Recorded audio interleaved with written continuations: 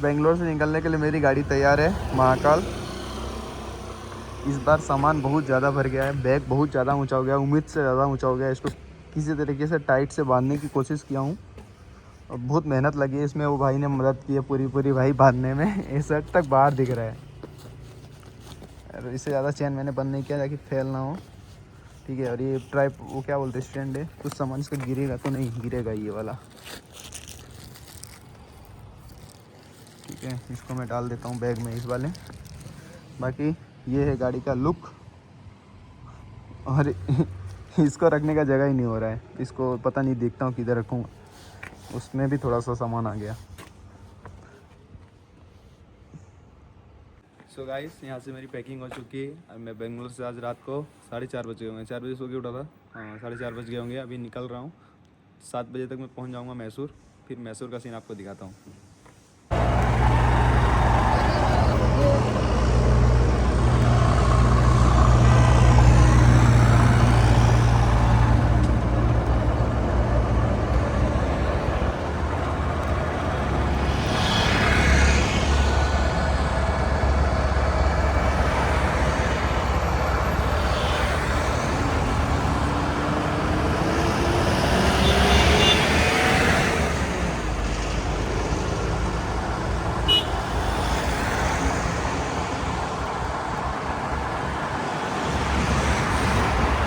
सुबह 5 बजे निकला था, 6:30 मतलब 7 बजने वाले, 2 घंटे हो गए। और मैंने 30 किलोमीटर कवर किया है। और यहाँ पे थोड़ा रुका था बैग दोबारा बांधने के लिए। और रात ज़्यादा थी, अंधेरा था, तो मैं सोचा क्या ही रिकॉर्डिंग करूँ अभी रात में।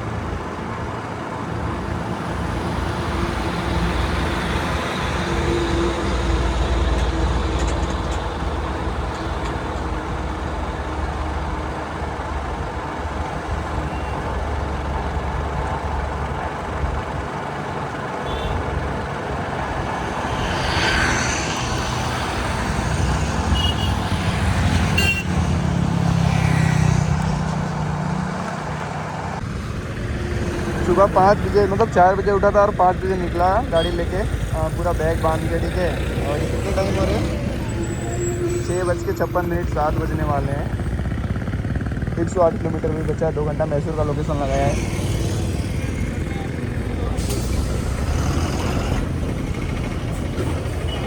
मैसूर पैलेस का लोकेशन लगाया है, डायरेक्ट मैसूर पैलेस रुकेगी गाड़ी। और रोड इतनी खास नहीं है ना, अंधेरा वगैरह था तो सुबह में वीडियो बनाया नहीं मैं बोला चलता जाता हूँ, जब थोड़ा लाइट दिखेगा ज़्यादा तो वीडियो बनाऊँगा। मैं बैग दिखाता हूँ, क्या ख़तरनाक बैग है। बस यार कोशिश कर रहा हूँ। ये गाड़ी महाकाल। ठीक है, ये देखो, इसको भी बांध दिया मैंने यहाँ पे जान बूझ के, क्योंकि सेफ़ नहीं लग रहा था लटकाना मेरे को। ये तो है बट ये गिरेगा साला, मेरे को डाउट लग रहा है, इसको भी बांधना पड़ेगा। बाकी मैंने इसको भी टीड़ा मीड़ा बांध दिया। ठीक है। अब दो वैसे बैग दिख रहे हैं।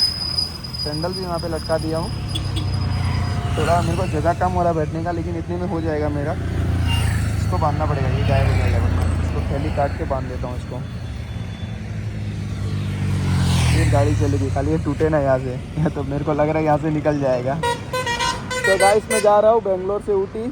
इधर मेले मैसूर जाऊँगा। मैसूर में देखता हूँ एक रात अगर हो सके तो मैसूर पैलेस वगैरह घूमने का एक रात रुक जाऊँगा, उसके बाद ऊटी जाऊँगा। नहीं तो डायरेक्ट ऊटी के लिए निकल जाऊँगा अगर कुछ अच्छा नहीं रहा तो। चलो गाइस, मिलते हैं। ऐसे ही ब्लॉग बनाता रहूँगा। एक जा रहा है, दूसरा आ रहा है। मैं सोचा एक मस्त यहाँ पे नज़ारा है तो वीडियो बना लेता हूँ, लेकिन कोई ना कोई आ जा रहा है तो नहीं बना रहा हूँ। यहाँ पे गाड़ी चली दिख रहा है, सब भरा हुआ पीछे से लग रहा है। कुछ ज़्यादा ही बड़ा बड़ा दिख रहा है। चप्पल भी लटक रहा है, इधर पे सब लटक रहा है, अच्छा दिख रहा है। लोग मुड़ मुड़ के देख रहे हैं। यहाँ पे एक स्टिकर लगाया है, उसमें लिखा है, वो लिखा हुआ मैं बाद में दिखाऊंगा, जब मुझे लगेगा दिखाना चाहिए तब मैं दिखाऊंगा कि उसमें क्या लिखा है। और यहाँ पे काफ़ी अच्छा अभी सनराइज़ हुआ ना, तो काफ़ी अच्छा दिख रहा था, तो मैं बोला यहाँ पे रुक जाता हूँ, थोड़ा देख लेता हूँ सनराइज़ कैसा है यहाँ का। मैं अभी इस रोड से आ रहा था, इस रोड से आते आते एक कट मिला तो मैं उस रोड में चला गया। बाद में मैं उस रोड में जाते जाते ध्यान दे रहा हूँ ना, तो वहाँ पे कोई बाइक नहीं चल रही है, खाली कार और ट्रक बस ऐसा भी चल रहा है। मतलब छोटी गाड़ियों के लिए ना, रिक्शा बाइक के लिए ना, ये वाली रूट है। और यहाँ पे क्लियर कर एंट्री है कि भाई बाइक या 1 लाख की हो या 25 लाख की, यहाँ पे बाइक ऑटो ट्रैक्टर अलाउड नहीं है भाई। अब मैं वहाँ पे ही था, मैं समझ गया भाई लंबा चालान कटने वाला है। इससे पहले ही आगे थोड़ी देर पहले ये तो यहाँ पे किसी ने तोड़ के पेट्रोल पंप था ना, पेट्रोल पंप के लिए कोई तोड़ा होगा कि यहाँ से आए लोग भरा ले, तो मैं बच गया, नहीं तो आगे चल के अच्छा खासा चालान हो जाता है आज। मतलब पैसे नहीं है, चालान भी हो जाता, तो बचा लिया भाई। एक कट था तो मैं हुआ, मतलब उतना ऊंचा है ना, उसको उसमें से गिरा के लेके आया, तो थोड़ा करना पड़ा यार। मैं पता नहीं चला गया उसमें, 2-3 किलोमीटर जा रहा हूँ, मैं देख रहा हूँ यार कोई गाड़ी नहीं आ रही है, फिर ये साइन बोर्ड मिला, मैं वापस यू टर्न ले लिया ये साइन बोर्ड देख के। ये साइन बोर्ड है यहाँ पे ये साइन बोर्ड देख के मैं यू टर्न ले लिया, आगे से कट था वहाँ पे दिख रहा है, वहाँ पे एक कट है, दिखाता हूँ जूम करके। यहाँ पे एक कट है, ठीक है, वहाँ पे तो वहाँ से कट था तो मैं ले लिया और यहाँ पे खड़ा करके मैं सोचा चलो वीडियो बना के बता देता हूँ भाई कि यहाँ पे मैसूर, बेंगलोर से मैसूर जाने का रूट है, तो यहाँ पे बाइक अलाउड नहीं बीच वाले में।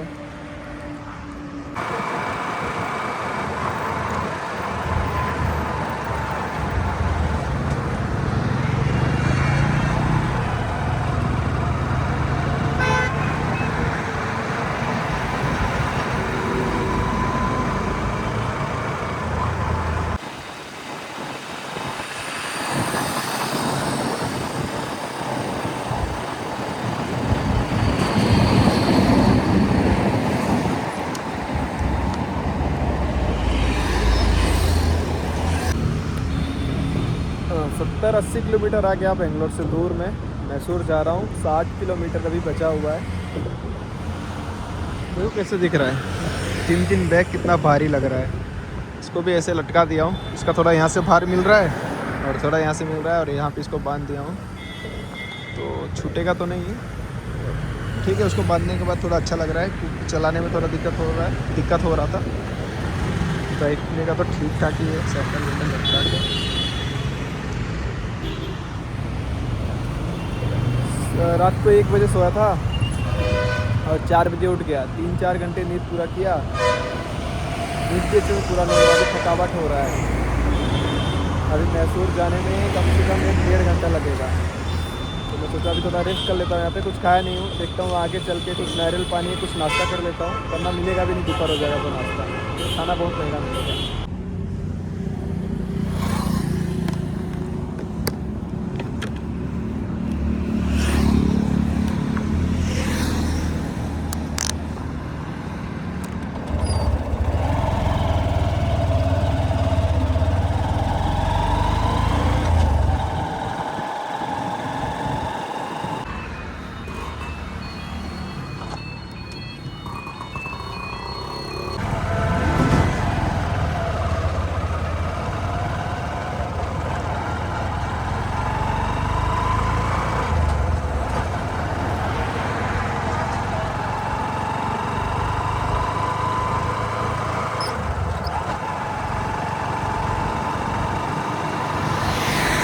मैसूर की उस मशहूर चर्च के बारे में फिर से विस्तार से जानते हैं।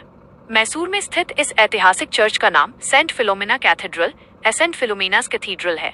ये अपनी बनावट और ऊंचाई के कारण न केवल भारत में बल्कि पूरे एशिया में प्रसिद्ध है। यहाँ इसकी पूरी जानकारी दी गई है। 1. वास्तुकला और ऊंचाई, आर्किटेक्चर और हाइट। ऊंचाई, इसके 2 मुख्य शिखर स्पायर्स करीब 175 फीट 53 मीटर ऊंचे हैं। अपनी इस ऊंचाई के कारण यह भारत की दूसरी सबसे ऊंची चर्च मानी जाती है।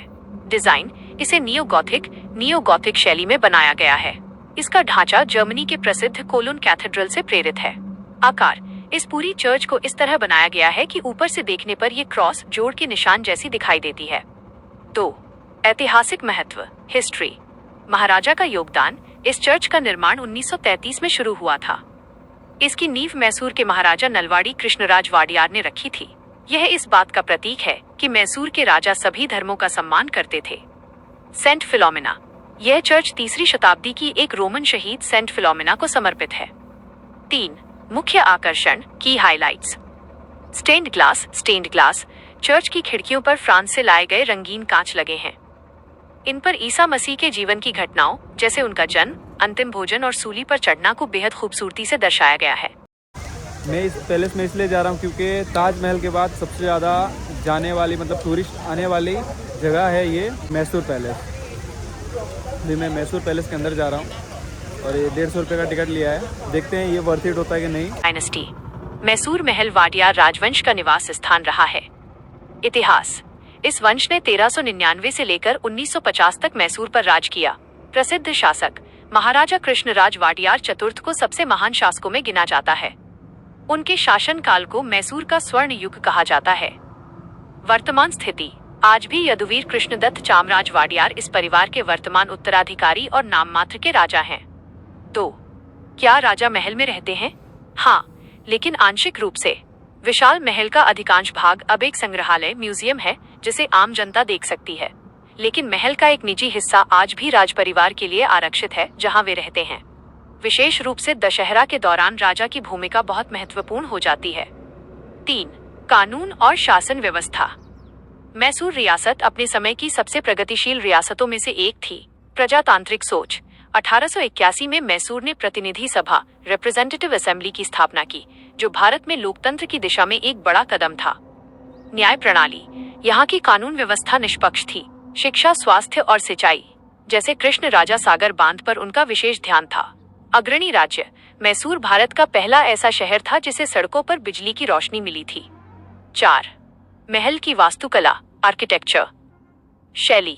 ये महल इंडो सारासेनिक शैली में बना है, जिसमें हिंदू, मुस्लिम, राजपूत और गौथिक कला का संगम है। भव्यता। महल के अंदर सोने का हौदा, एलिफेंट सीट, कीमती पेंटिंग्स और नक्काशीदार लकड़ी के दरवाजे हैं। रोशनी। रविवार और त्योहारों की रात को ये महल 97,000 से अधिक बल्बों की रोशनी से जगमगा उठता है। क्या आप मैसूर के प्रसिद्ध दशहरा उत्सव की परंपराओं के बारे में और अधिक विस्तार से जानना चाहेंगे?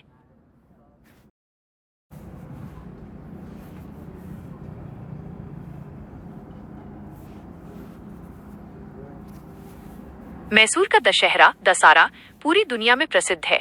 इसे कर्नाटक का राज्य उत्सव नाडा हब्बा माना जाता है। यहाँ की परंपराएं 400 साल से भी पुरानी हैं। मैसूर दशहरा की मुख्य विशेषताएं और परंपराएं इस प्रकार हैं। 1. जंबू सवारी। जंबू सवारी माइनस मुख्य आकर्षण। यह दशहरे के आखिरी दिन यानी विजयदशमी को निकाली जाने वाली एक भव्य शोभा यात्रा है।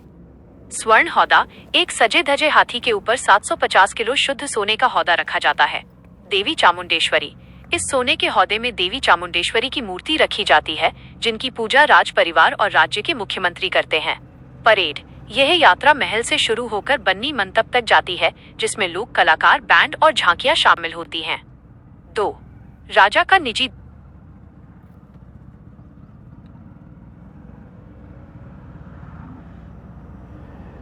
दरबार खास दरबार। दशहरे के दौरान महल में एक खास परंपरा निभाई जाती है जिसे खास दरबार कहते हैं। इसमें राजा अब यदुवीर वाडियार अपनी पारंपरिक वेशभूषा पहनकर रत्न जड़ित स्वर्ण सिंहासन पर बैठते हैं। ये सिंहासन साल में केवल एक बार दशहरे के दौरान ही आम जनता के देखने के लिए बाहर निकाला जाता है। 3. चामुंडी पहाड़ी की पूजा। उत्सव की शुरुआत चामुंडी पहाड़ी चामुंडी हिल्स पर स्थित मंदिर में पूजा अर्चना के साथ होती है। पौराणिक मान्यताओं के अनुसार इसी दिन देवी दुर्गा चामुंडेश्वरी ने राक्षस महिषासुर का वध किया था, जिसके नाम पर इस शहर का नाम मैसूर पड़ा। 4. रोशनी और कुश्ती। महल की सजावट। पूरे 10 दिनों तक महल को हजारों बल्बों से सजाया जाता है। कुश्ती रेसलिंग। मैसूर के दशहरे में कुश्ती के दंगल का आयोजन एक पुरानी परंपरा है, जिसमें देश भर के पहलवान हिस्सा लेते हैं। मशाल जुलूस टॉर्च लाइट परेड। विजयदशमी की शाम को बन्नी मंतप में एक भव्य मशाल जुलूस और लेजर शो के साथ उत्सव का समापन होता है। क्या आप जानते हैं कि मैसूर का ये प्रसिद्ध स्वर्ण सिंहासन गोल्डन थ्रोन असल में पांडवों के जमाने का माना जाता है? क्या आप इसके पीछे की कहानी सुनना चाहेंगे? मैसूर पैलेस वाकई में भारतीय वास्तुकला का एक अद्भुत नमूना है। जब आप इसके अंदर कदम रखते हैं तो ऐसा लगता है जैसे आप समय में पीछे किसी बेहद शाही दौर में आ गए हों। यहाँ पैलेस के अंदरूनी हिस्सों की कुछ खास बातें दी गई हैं। 1. सोने का काम और सजावट। मैसूर पैलेस अपनी भव्यता के लिए जाना जाता है और यहाँ सोने का काफी इस्तेमाल हुआ है।